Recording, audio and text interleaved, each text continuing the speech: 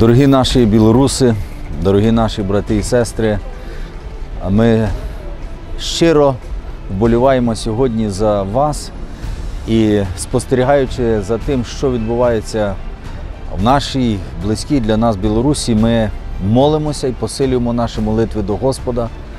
Сьогодні в Україні свято День Незалежності. І кожна країна, вона виборює свою незалежність. Бог не благословляє імперії.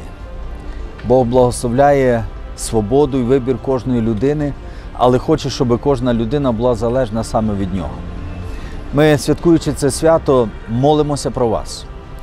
І розуміючи ті серйозні виклики, перед якими стоїть ваш народ і ваші церкви, ми просимо у Бога, щоб Бог благословив вас і дав вам мудрості і мужності, особливо в ці дні піднести голос правди.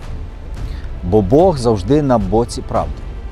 Рано чи пізно всяка брехня, вона відкривається, всяка неправда викриється. І тому церква має бути голосом цієї Божої істини, Божої правди для всіх людей. Ми молимося, щоб Бог зберіг вас від великих потрясінь, але пам'ятайте, що свобода завжди коштує певну ціну. І її потрібно платити.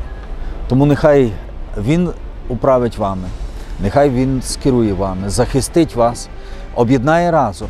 І ми молимося про те, щоб ваш народ жив в мирі, але мав цю справжню незалежність від гріха і зла, мав незалежність від всяких посягань, але разом з тим був залежний від Бога. Ми молимося про вас, ми пам'ятаємо про вас і знаємо, що Царство Боже має поширитися і в Україні, і в Білорусі, і в інших країнах.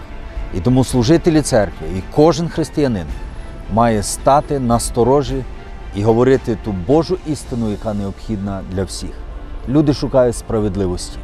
Тому наше слово має бути зваженим, серйозним і нехай торжествує Божа правда. Молимося про вас і знаємо, Господь у свій час відповість.